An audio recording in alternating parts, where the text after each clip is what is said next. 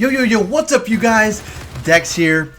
I just want to drop this video today because we just saw the Call of Duty Infinite Warfare eSports get announced. It was our first time getting a look at this gameplay. A lot of us have been wondering about it for a while, so I wanted to drop this quick video, talk a little bit about what we saw and what we might can expect to see. They got off to a really rough start as they talked for almost like 6-10 minutes, I don't know, with no sound, no audio. Like the whole chat was like L, oh my gosh, no audio, how do you do this, how do you mess this up, someone's getting fired, blah blah blah. Hopefully that's not going to be a sign for what this esports season is going to be like. I don't think so. They eventually stopped the stream, they got it rolling, so they got it taken care of. Bravo to them. So first, overall, I'm pumped to yet again see the developers are supporting the esports scene for Call of Duty. Back whenever I used to compete and manage some of these esports organizations, we pushed for a long time to have this kind of support, and it's finally here. So it's great to hear that they've been able to work with former pro players, even the pro players that are still actively competing, to really try to put this scene on the map. I love it. It's so awesome to see. So two people they were talking about the most, TP and Merc, glad to see they're using them for esports consultation. The way they talk and just the way the vibes I was getting from the stream, because there seems to be a lot of great communication going on with the teamwork, and that can really allow for something really special to get created.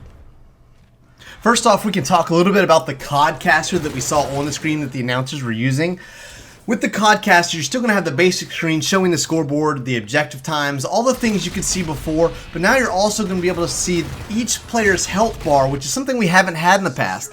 One of the many things I noticed as well was that we did not see hit markers showing up whenever people were getting in gunfights and shooting other enemies. As a viewer, I would definitely prefer to see that. I don't know why they weren't being displayed, but hopefully that'll be something that can get updated once the game gets released. I don't imagine that would be a tough fix, you know? If you're watching some guy like put shots at someone else, you would like to know if he's connecting or not. So definitely being able to see the hit markers would be huge. The codcaster also notifies on the center of the screen of like whenever your major events happen during the match. Like, for instance, whenever a new hardpoint location spawns up. You know, just in case the announcers miss it, the viewers can stay up to speed with exactly what's going on when in the gameplay, so they're not left clueless or wondering, you know, like, hey, I saw the timer was counting down, I looked off the side of the screen to watch the gameplay, and I didn't realize the spawn changed, you know, so that'll be really cool to see too. As far as the gameplay, I thought hardpoint looked alright. It looked like having a strong anchor will really benefit your team, holding down a solid spawn. We saw a lot of that, I think, like in Black Ops 2, you know, teams really focus on having good anchors for their hardpoint gameplay. But like Pro Player Aches voices his opinion, asked if we could take hardpoint out of competitive Call of Duty until jetpacks are gone. I don't know. And Uplink, we saw that assault rifles really seemed to be pretty dominant on the map Mayday. I don't know if that was map related, that's very possible. But Pro Player Slack noted that you seem to be a tank when you're carrying the Uplink. There are literally so many different thoughts and emotions behind the current state of Call of Duty right now, and I'm sure they'll be able to take a lot of these thoughts and these opinions and this feedback and really put out something special for us.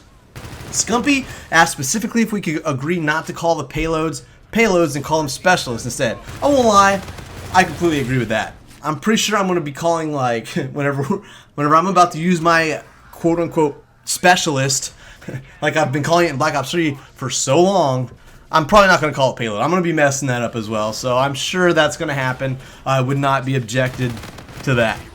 Clayster spoke specifically on Search and Destroy, saying that it felt incredible. He said it has the potential to be the best Search and Destroy Call of Duty ever. Ever!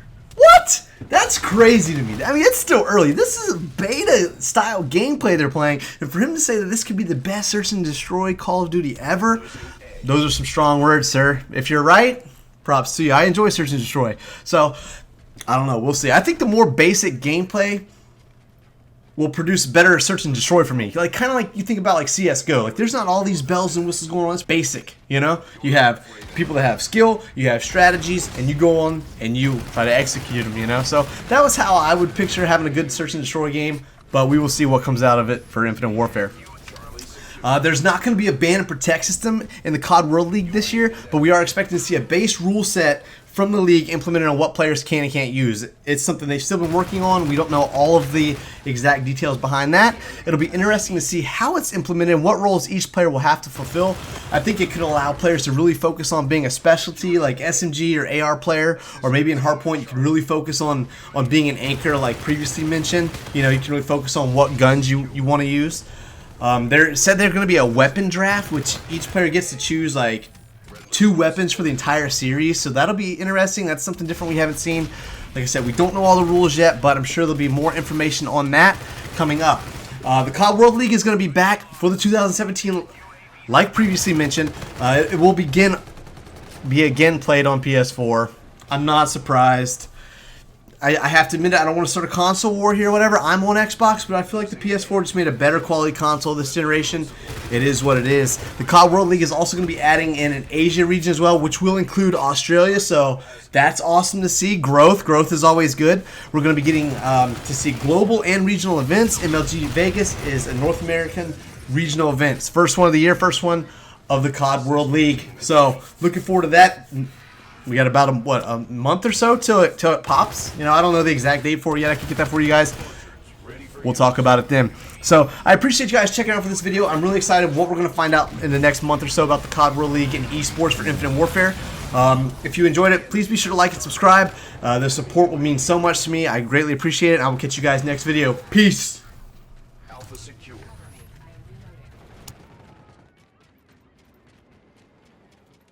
Assist your team at B.